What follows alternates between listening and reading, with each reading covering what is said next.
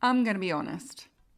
I really want to get my hands on your business, and not in the way that might sound, but I do want to help. Not in a detached, listen to my podcast and hopefully you'll get some golden nuggets out of it way. I want us to work together. I want to be involved.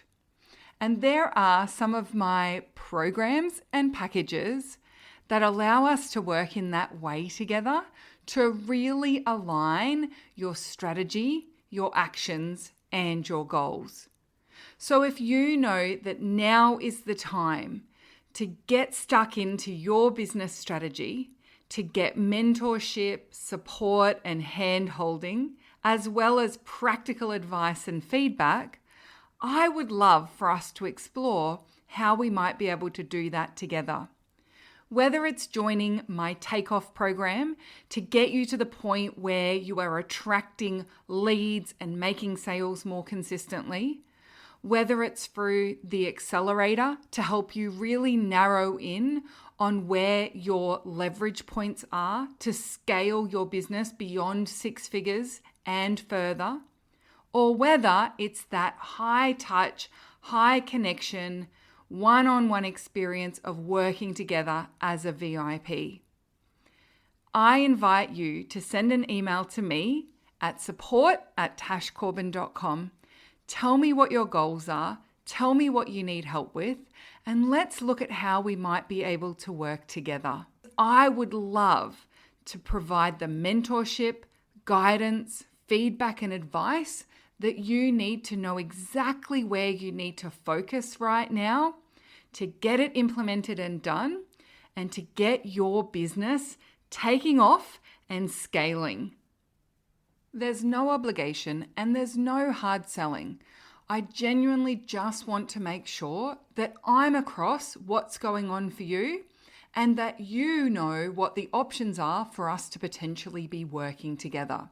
And of course, if I have free resources that might be able to support you, I will point you in the direction of those as well. So get in touch, send that email to support@tashcorbin.com, and I really look forward to hearing from you. Beautiful people, we are back with regular programming of the Heart-Centered Business podcast. We have just finished the 12 days of Tashmas, #birthday Tashmas, and I hope that you found those 12 episodes over 12 days to be helpful, to be practical and inspiring, and to ignite something in you or an insight. I know some people have said they've still got some catching up to do. It is a lot to have 12 episodes come out over 12 days, but you know that I am a yapper and I am a prolific content creator. I would do a daily podcast episode if it was a smart use of my time and a good business strategy, but it's not. So we're back to weekly episodes, and in this one, we're going to be talking about your content ecosystem and in particular, how to create an effective content ecosystem. However, this episode really does lead on from the last one. So if you haven't yet listened to episode number 521 of the podcast, which was day 12 of Tashmas, I would recommend you do that first and then listen to this one. So if you want to pause now and head back and do that, absolutely fine. If you're all up to date, let's dive into this one because I really do think an effective content ecosystem is what makes the difference between the long-term growth and momentum of your business and feeling like you're constantly stopping and starting. This is episode number 522, which means you can find all the relevant links and the show notes for today's episode over at tashcorbin.com/522. Let's dive in and get your content ecosystem far more effective. Hello, I'm Tash Corbin, a business strategist and mentor based on the Sunshine Coast in Australia. The mission of this podcast is to help heart-centered entrepreneurs to make more money and in doing so, change the world for the better. This podcast was recorded on the lands of the Gubbi Gubbi and Jinnaburra people. Always was, always will be Aboriginal land. hand on heart, I wish that I had nailed this far earlier in my business journey. And as with quite a lot of the stories and tips that I share on this podcast, it's another case of I make mistakes so that you don't have to. Please use me as your cautionary tale. And what we are talking about here is nailing the consistent and effective content that you are producing as a business owner in order to grow your audience, generate leads, and make sales. And I really feel like content has had so many fads and trends over the years, but in essence, the principles have remained largely the same, especially since I started my business, which was in 2013. So the principles have remained largely the same.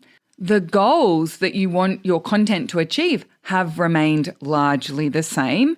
It's just that some of the finer details of how and the options available to us have expanded and changed. So, the first thing I want to say is that the best time to start a blog and to start creating consistent content as a business owner was probably 2002, right? It was a long time ago. But as always, the second best time is today. So the earlier that you get your content ecosystem nailed and you start producing and sharing content consistently, the better, because you never know who is consuming your content, but also you never know when people are consuming your content. I can share this from experience because I just had someone comment on a post from my Facebook page from like 6 months ago, and they must have been scrolling back through some of my old social posts, and they've made a comment on something from 6 months ago. Maybe it came up in a search on social media. Maybe, they'd saved it to come back to and listen to later. But you never know when someone might be consuming your content. The best way to finesse your content in the long term and get it improved and get it doing a good job of resonating with your audience and getting them moving closer to buying from you or getting them to actually make a purchase is to create it and share it. So in order for it to do a great job, content needs to exist and it needs to be shared. In the last podcast, I talked about how so many people are convinced their messaging needs to be completely overhauled. They end up in this stop-start pattern with content creation, and they can feel like they're consistently just starting over. But if we want to improve the effectiveness of your content, we need to see this as an incremental upgrade, and we need to be producing content. You need to be creating. So there is a story that I've shared a couple of times on this podcast previously, which comes from a pottery class that had the class divided in half. One half were told that at the end of the semester, they would submit their best piece of pottery and they would be graded on the quality of that piece. And the other half of the class were told they would submit every piece they'd created and they would be marked based on the quantity of pottery that they had produced during the semester. And in that class, the people who produced the best quality pieces were not the half of the class who were told they were going to be marked on quality. It was the half of the class that were told they were going to be marked on quantity. When it comes to creating, when it comes to refining, quantity of work, quantity of practice, embracing imperfection, and not getting caught up in trying to create the one perfect piece of content is the lesson we can take from that story. It is the same with content creation as it is with pottery. The only way that you are going to consistently improve your content's effectiveness is to keep creating and to create consistently. It is a quantity issue. And I was recently having some conversations with students in the Takeoff program, and that was one of the conversations that we were having, was that in the Takeoff program, I recommend that students aim to create and share a piece of social content daily. Now, we don't create it every single day. We create it in batches. So creating content so that you can share one piece of social content daily, one piece of feature content weekly. So that would be a longer form blog. It would be a podcast episode or a YouTube video. So something that's a little longer form, like 10 minutes plus kind of thing. If it's video or audio, 500 words plus if it's written content, and one webinar per month. And the conversation we were having inside Takeoff was that the reason for this goal and aiming to get to that as soon as possible is not because of what that content will achieve in terms of business results, especially in the short term. It's not like you start a blog, you share a blog a week for 4 weeks, and all of a sudden you've got clients banging down your door. That is not the job that it's there to do. But in getting to that step and getting to that level of content production, what we are doing is actually almost forcing you to work out what it is that you want to say. We're almost forcing you to have something worthy of sharing. And we're digging in the recesses of your brain to look at the work that you do from multiple angles, to assess and analyze why people would want to engage with you, would want to follow you, might see your work as different to the work of others. And that is a very powerful thing to get into the practice of creating. So I think that there's another layer to this pottery story. And the extra layer for us when it comes to content creation is that it would be the equivalent of aiming to create quantity of pottery and getting really helpful and insightful feedback from your very warmest audience, your most likely buyers, every time you produce a piece of pottery. So imagine now you're on this train of, okay, I'm going to produce as much pottery as I can because that's what I'm being graded on, is the quantity of pottery that I am producing. And I can only put my pottery in front of potential buyers once a week. And when I do, they tell me, oh, I'd love that, but can I have it in pink? Or, oh, I really like that one, but what is the purpose of this piece, this handle? I'd rather it without. Or, hey, I can see that this is a really beautiful piece of pottery, but I need it to be bigger, right? And that is the equivalent of sharing your content, because by sharing your content, it allows your audience to ask questions. They are having the opportunity to consume it. You are sharing that content with your audience, and you can see the data of how many people actually read it, how many people are enjoying this, how many people are engaging with this. So it's not just producing a heap of content and then at the end of the year being rewarded with a good grade. It's actually getting real-time feedback from your audience about what resonates with them, what questions they have, whether this actually moves them closer to building a relationship with you, whether this moves them closer to being a lead and buying from you. You've got that amazing real-time feedback.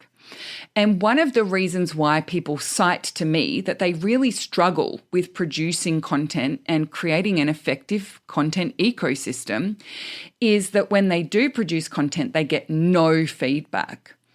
But that is feedback in itself, even if it is that no one's reading it, no one's interested, no one's engaging.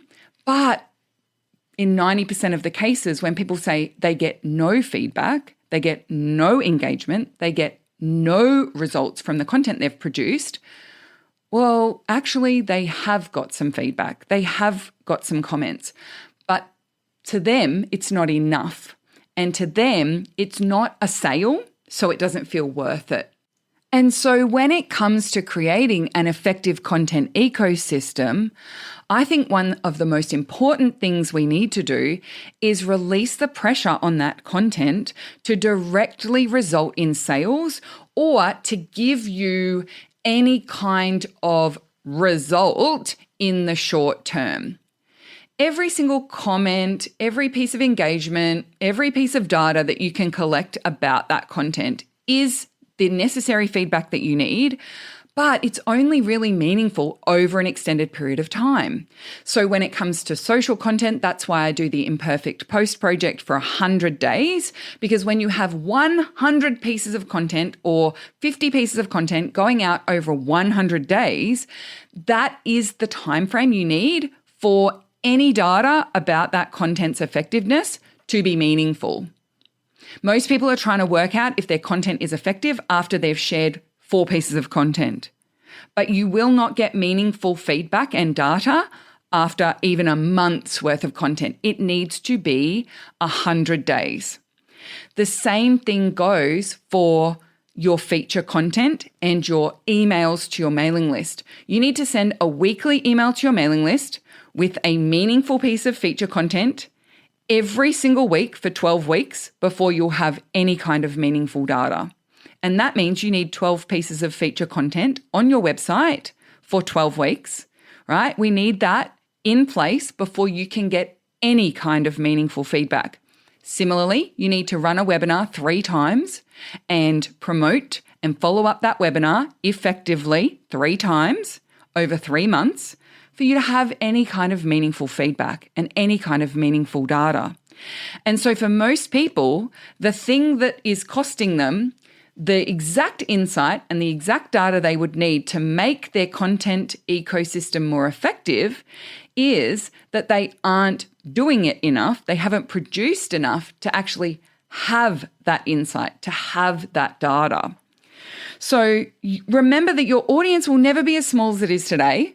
So that, for most people, is enough for you to let go of perfectionism and let go of freaking out that like your first blog needs to be a life-altering, life-changing blog that's going to set the world on fire, because it won't. Your audience will never be as small as it is today. So why not just embrace that as a permission slip to just start with some really imperfect content and just get creating. Just get creating. So here it is. How do you create an effective content ecosystem? Number 1, you run a webinar every month. Every month you run a webinar for free that is specifically for your ideal clients, and it brings them in to learn something from you over the period of 30 minutes to an hour. And you run that once a month. You run it so consistently and you systemize and streamline that process so effectively that by the time you've run your 3rd one, running a webinar doesn't feel like such a big deal. It's something you can do very simply, very effectively, and very easily. So that's step 1, run a webinar every month.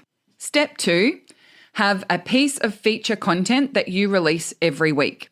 Now, if you don't have a website yet, make sure that that goes on your list to build it once you've validated your foundations and you've got that core messaging offers sorted, you've made a few sales, website comes next. But if you don't have a website, you can do it as a YouTube channel if you prefer video. You could do it as a free Substack if you prefer to write. You could do it as a podcast if you prefer to just record voice messages. So even if you don't have a website yet, I would still recommend that you create a piece of feature content every single week. And that can be a 10-minute video or audio or a 500-word blog. And all you're doing is just creating something. It's helpful, it's valuable, it's written specifically to your ideal client. It's written specifically for them to help them get closer to their goal, the thing that you help with. And you do that every single week without fail. And you send it to your mailing list every single week without fail. And then the final piece is you have a piece of social media content that goes up at least every second day, if not daily. That's it. That is how you build an effective content ecosystem. And by doing that very consistently, by almost forcing yourself, I don't like using the word force, but like by challenging yourself to just do it. Stop making excuses. Stop waiting for it to be perfect. Stop waiting to decide on the right strategy. I started out with a written blog. I moved to a video blog with it being on YouTube and embedded onto my website. Then my video was turned into a podcast, so I had it as video and audio.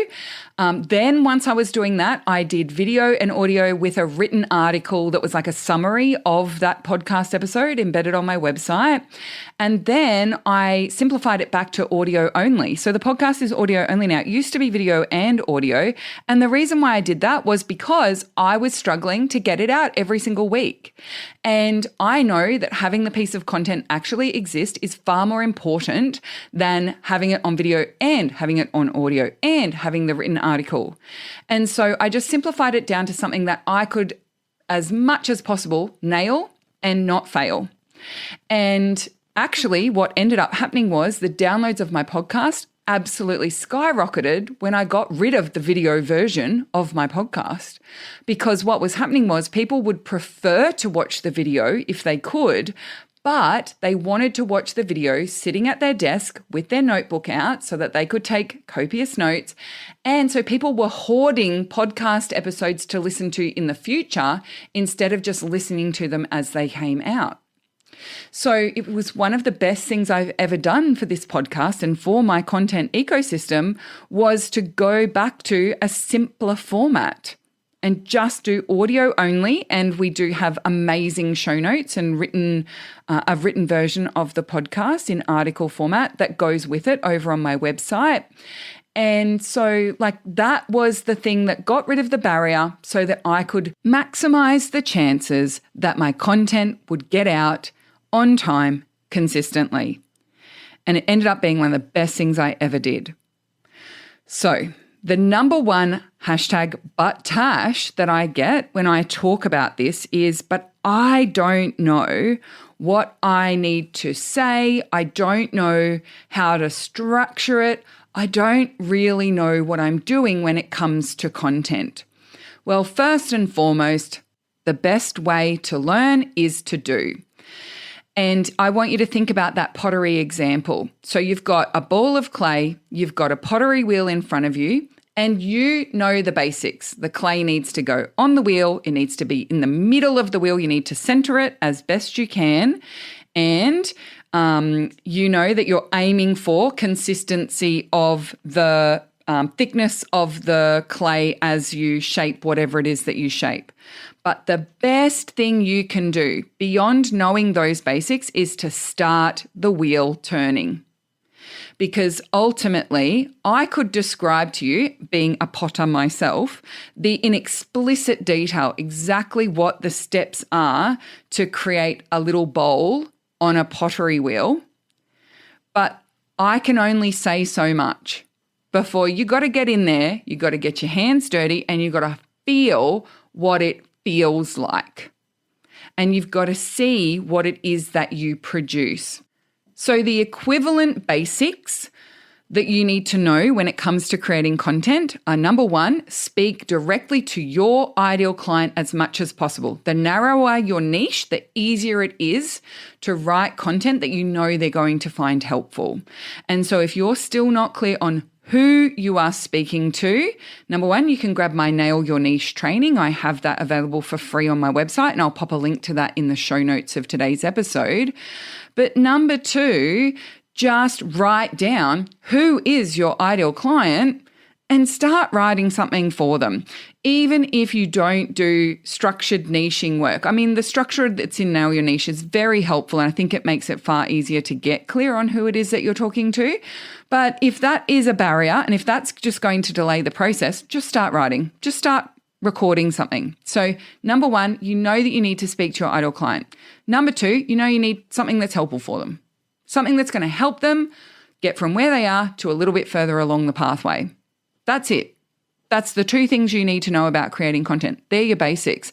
Beyond that, if I give you any further structure or instructions or directions right now, all you're going to do is overthink it, and we might miss out on your content genius.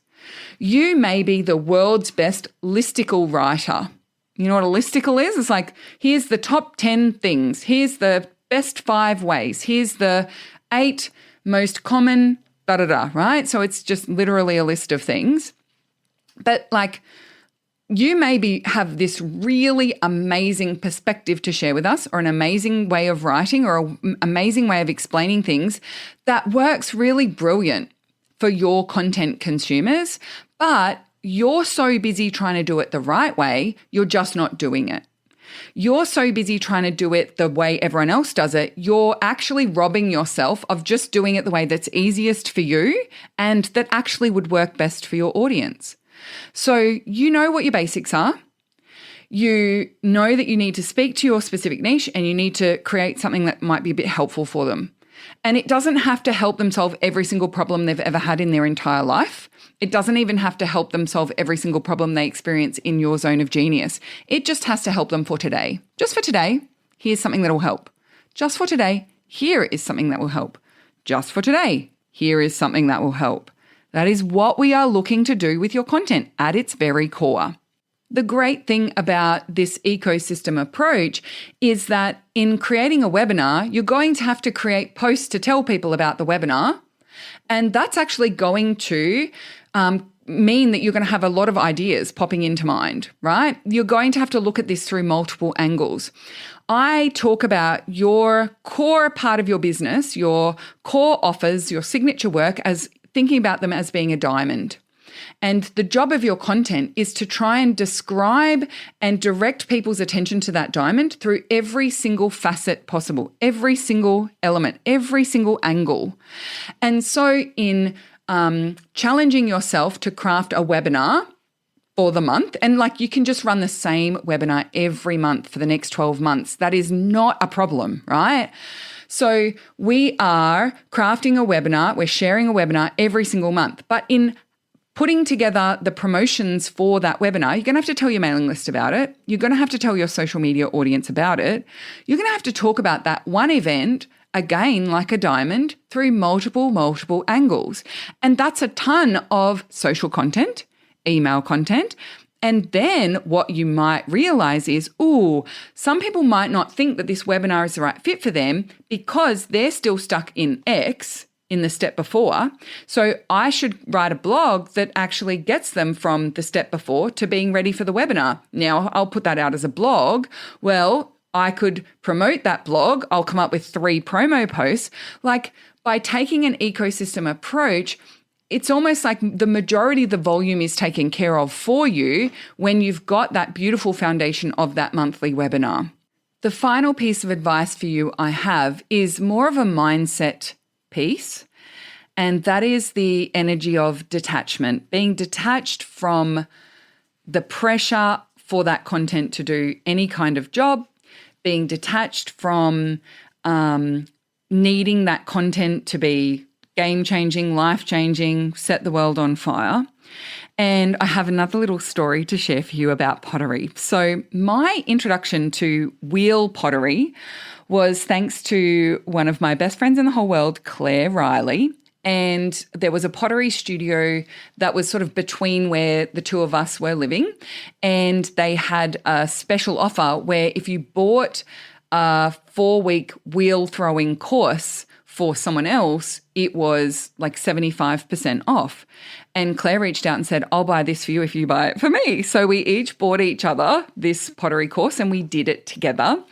And I loved it and immediately signed up as a monthly member. And Claire absolutely hated it. She loves pottery. She's more a hand builder than a wheel potter.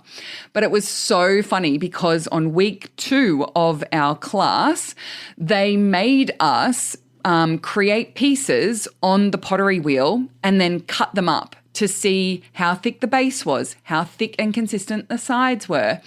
And so it meant that we created these pieces and we got very excited because for most people who were doing the class, it was the first time they'd ever made a bowl that looked like a bowl. It was the first time they'd ever made a cup.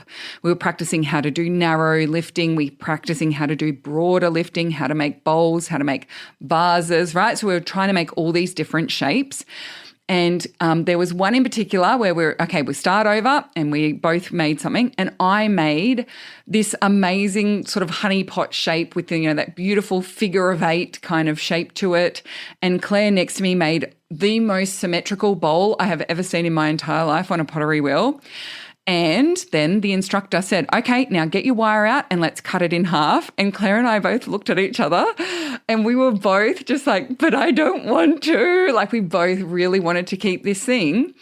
But ultimately, being challenged to just cut it and see what we'd done, the base of mine was horrifically thick and heavy and it would have actually probably cracked in the firing process. Claire's was much better than mine. And it was such a powerful lesson for me in detachment. Now, I'm not saying that you should create content and then bin it. I'm saying your content needs to just be created and shared. And that really just hit home to me so much, that detachment from that piece becoming a final piece was so valuable and it was imperfect. But I needed to cut it and to see that it was imperfect, right? It was so valuable to me doing that in pottery because I could see the direct relationship between that and content. From that pottery class, I went on to create 20 to 30 pieces of pottery that I fired and I painted. Some of them I gifted to friends. I took a selection of them to conference and sold them. People ran over to go and buy my dinky little bits of pottery that I was practicing. But those pieces would not have been there and would not have existed if it wasn't for me back in that class embracing this sense of detachment. I'm just going to make it. I'm just going to create it and I'm going to learn from that process. So your content doesn't need to be cut up and thrown out and discarded. Your detachment when it comes to content just needs to be the content exists, I share it with the world. The content exists, I share it with the world. And I think back to myself in my first week of business, sitting on my balcony, recording my first ever YouTube videos. And that version of me who created those videos and put them on the internet, who was deeply vulnerable because she put them on the internet, then shared them to Facebook. She risked her friends and family seeing those terrible, terrible videos. The day I created it, I cringed as I edited it. A week later, when someone commented on my Facebook post about it, I cringed that person had watched it, but I had to detach. A month later, when I was reviewing what I had done the previous month to plan out what I was doing the next month, I cringed when I saw that video, but I had to be detached.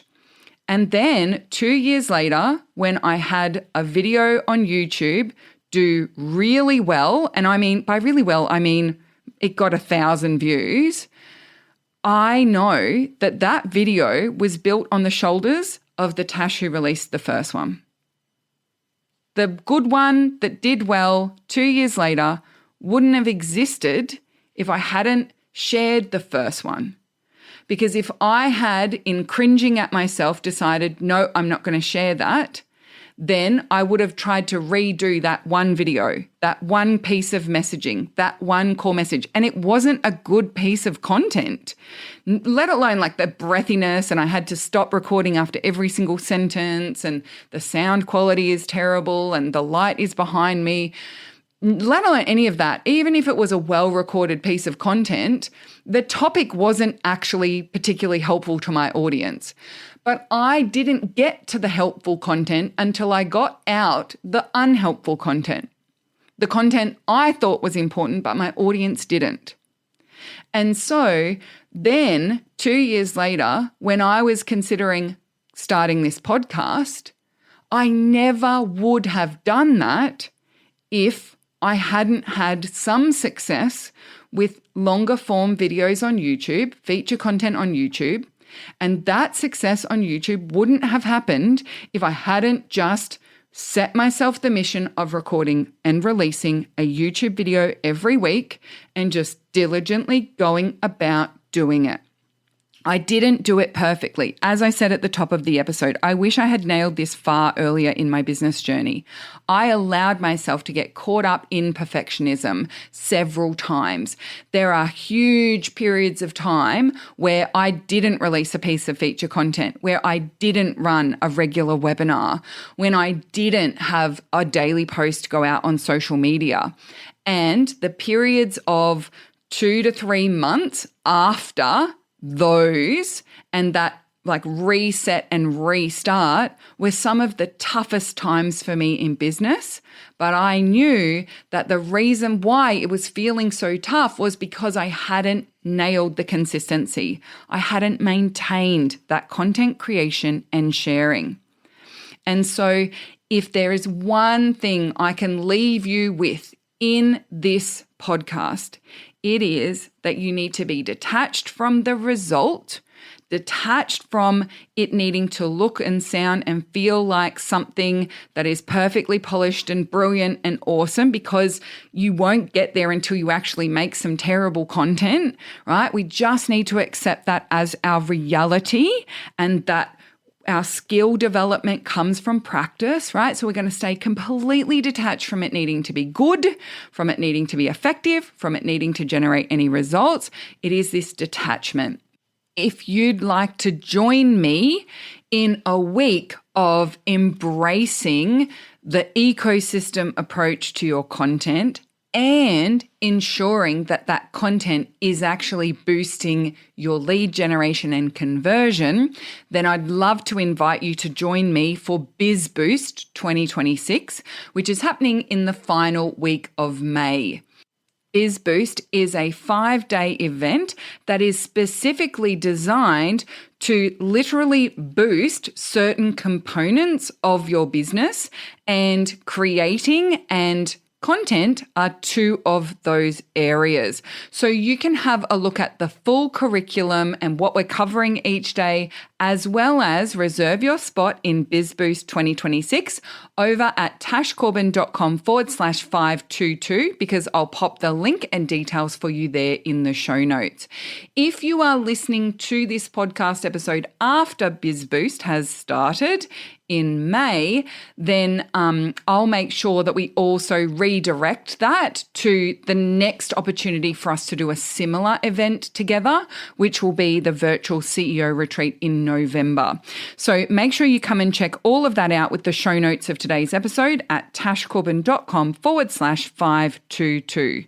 Thank you so much for joining me for this episode of the Heart Centered Business Podcast. And until next time, I cannot wait to see your content proliferating out online, and I cannot wait to see you shine.